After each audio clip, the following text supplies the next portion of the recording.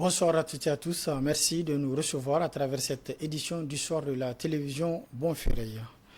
Le gouvernement du Niger et le CNSP ont, dans un communiqué rendu public, prendre acte de la décision du président français de retirer l'ambassadeur et les troupes françaises au poste au Niger depuis plus d'une décennie. Boubacar Amadou pour les précisions.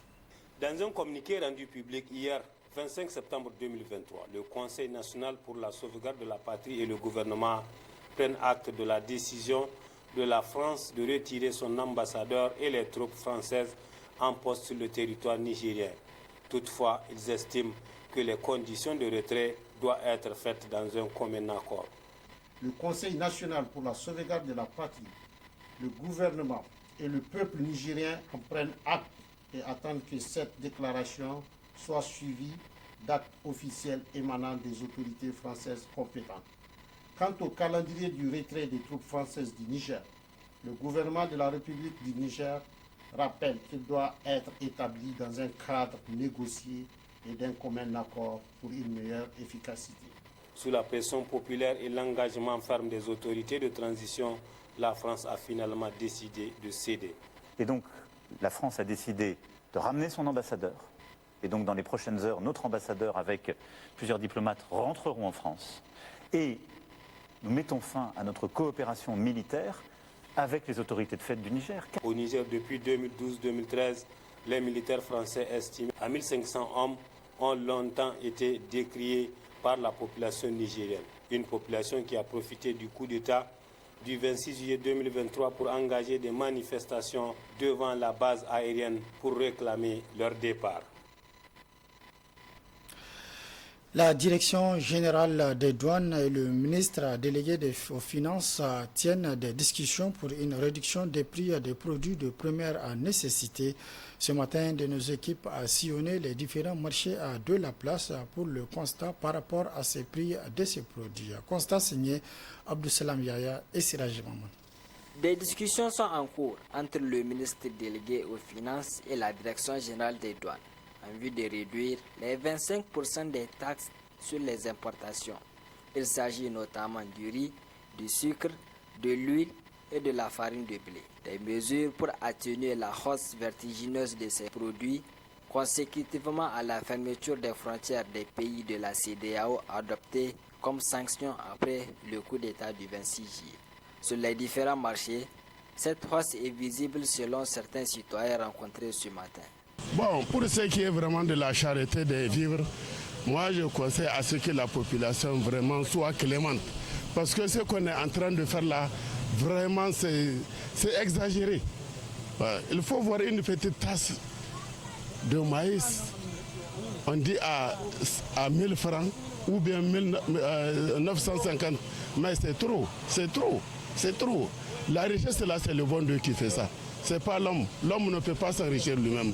Il faut que le bon Dieu fasse à ce que tu sois riche au temps et au moment. C'est à ce temps-là que tu peux être riche. Mais avec la charité là, rien ne peut se passer. Ça ne fait pas une semaine, j'étais de passage ici et puis j'ai demandé le sac de riz qui se vendait à 13 500, maintenant est parti jusqu'à 16 000. Donc vous voyez, c'est vraiment une très grande différence. Vraiment, les prix ont été augmentés. Cependant, certains commerçants estiment qu'il y a des changements au niveau des prix. Il y a certains produits qui ont augmenté et ceux qui n'ont pas augmenté de prix. Par exemple, quand vous prenez l'huile, ça a augmenté, mais maintenant ça va, car on reçoit des produits venant de l'Algérie. En attendant l'aboutissement de ces discussions, les citoyens appellent les commerçants au respect des mesures. Vraiment de suivre les directives du gouvernement, parce qu'on sait que le gouvernement a appelé plusieurs fois à la réduction des prix, mais ceux qui n'ont pas été respectés. Donc on les appelle vraiment à coopérer avec l'État et puis avec la population. Depuis l'adoption des mesures, certains commerçants pratiquent des prix qui pénalisent sérieusement la population nigérienne. Certains de ces produits ont connu une hausse de près de 50%, ce qui ne favorise pas la vie des millions de Nigériens déjà pénalisés par les coupures intempestives d'électricité.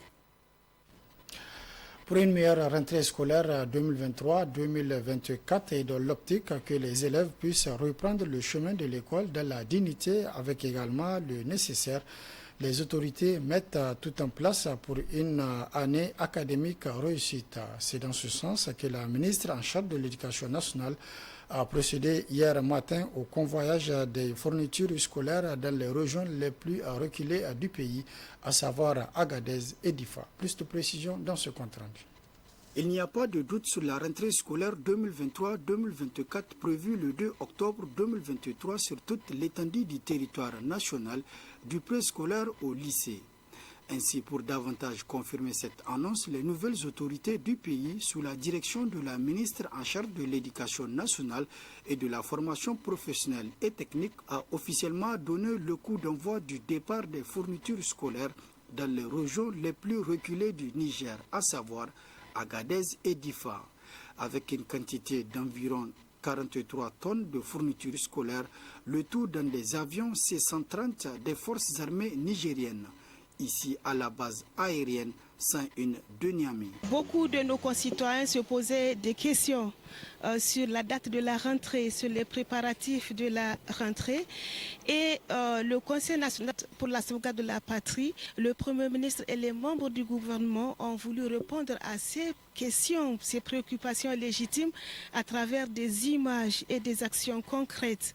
Comme vous pouvez le constater, nous sommes ici pour observer le départ des premières fournitures qui sont destinées aux régions les plus reculées de ce pays en vue de la rentrée du 2 octobre 2023.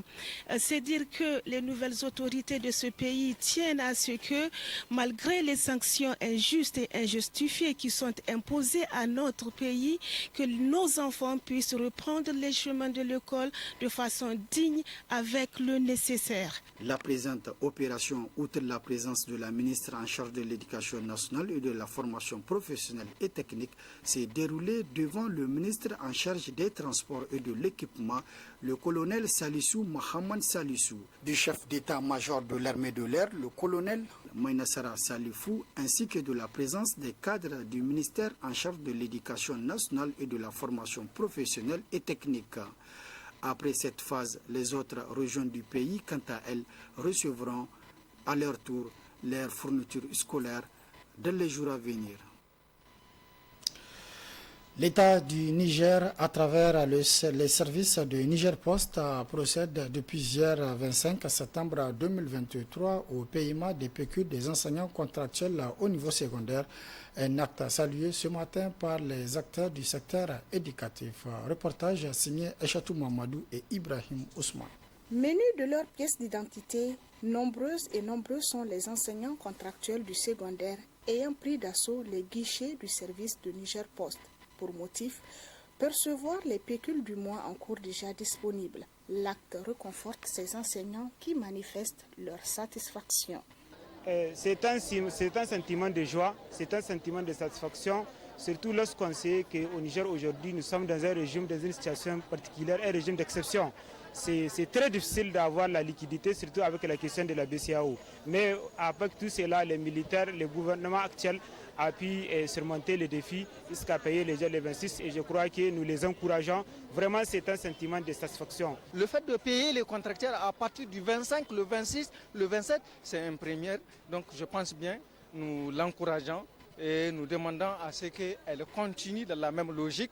Nous voulons que le mois prochain, que les contractuels soient aussi payés au même moment que les salariés, parce que nous faisons les contractuels et les titulaires font le même travail. On n'a jamais eu le pécule le 26 du mois. Parfois c'est le 45 du mois, après le mois 15 jours pour percevoir le pécule. Ce qui est difficile pour les enseignants contractuels de préparer leur rentrée.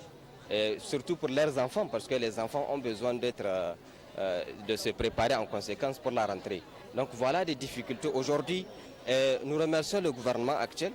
Pour ce rapporteur du regroupement des syndicats des enseignants de l'éducation et de la formation dynamique, Cette nouvelle initiative des autorités actuelles est salutaire, mais demande à celles-ci d'honorer également un certain nombre d'engagements.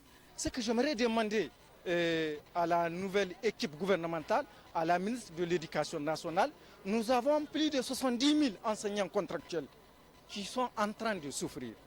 Elles pouvaient mettre fin à leur souffrance en attribuant à tout un chacun, c'est possible, le matricule. On peut attribuer le matricule à tout un chacun. Maintenant, on comprend, on connaît la situation du pays. La mise en solde peut se faire de façon séquentielle, on peut prendre tranche par tranche. Depuis quelques années, les enseignants contractuels de l'éducation percevaient les pécules tardivement. En effectuant le paiement de le 25 à terme échu, l'acte apportera un changement positif dans le système éducatif, affirment certains enseignants.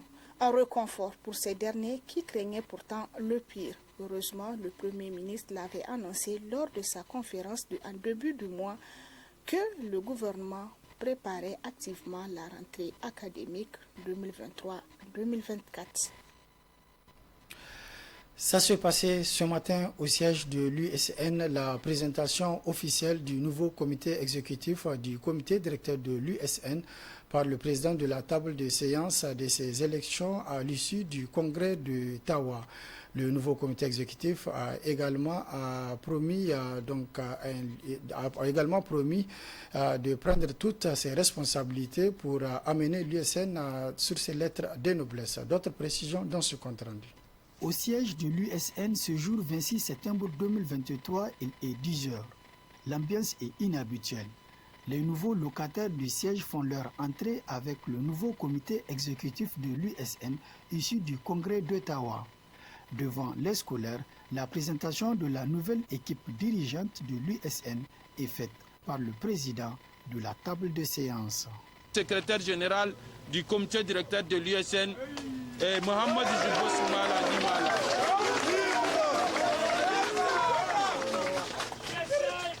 Mes chers camarades, comme vous le savez, voilà en réalité le comité directeur ici des travaux du 14e congrès statutaire de l'USN. Et nous notifions qu'à partir d'aujourd'hui, tout camarade qui répond au nom du comité directeur en dehors de cette équipe n'est qu'un imposteur. Aussitôt après cette présentation, le secrétaire général entrant a livré son premier message. Je remercie Dieu Tout-Puissant qui a exaucé les vœux des scolaires nigériens. Les rêves qu'avaient les scolaires pendant à peu près 8 ans s'est réalisé aujourd'hui. Il y a tellement de problèmes à l'USN que le baobab n'a pas le droit au sommeil. Rien ne sera plus comme auparavant. Nous allons veiller à la moralité syndicale. Nous ne craignons personne. Vive la compétence! La seule mission que nous avons, c'est envers Dieu, envers notre peuple et envers la grande base de l'USN qui a accepté de nous confier cette responsabilité. Aussi, dans sa toute première déclaration, le C2ISN décide de changer la donne et prendre ses responsabilités face au comportement de certains scolaires syndicalistes. Le comité directeur de l'ISN rappelle aux soi-disant syndicalistes non scolarisés et les corrompus qu'ils ont trahi la grande base de l'ISN par leur complicité avérée avec le régime déchu. Il faut dire qu'ils seront poursuivis pour trahison et escroquerie vis-à-vis du cadre, suite aux différents prélèvements grotesques à la NAB allant de 15 000 jusqu'à 50 000 sur les décisions. Alors que le prélèvement légal est de 1 000 francs par trimestre. La nouvelle équipe de l'USN s'engage à donner une nouvelle image à l'organisation et appelle les scolaires à plus d'union. Rappelons également que cette cérémonie de présentation du nouveau comité exécutif de l'USN s'est passée dans la discipline et la responsabilité syndicale des éléments de la CASO et sous la surveillance de quelques éléments des forces de sécurité. C'est la fin de cette édition. Merci de l'avoir suivi à toutes et à tous. Prochain rendez-vous de la rédaction demain, Inch'Allah, à partir de 10h30. Très bonne réception. Au revoir.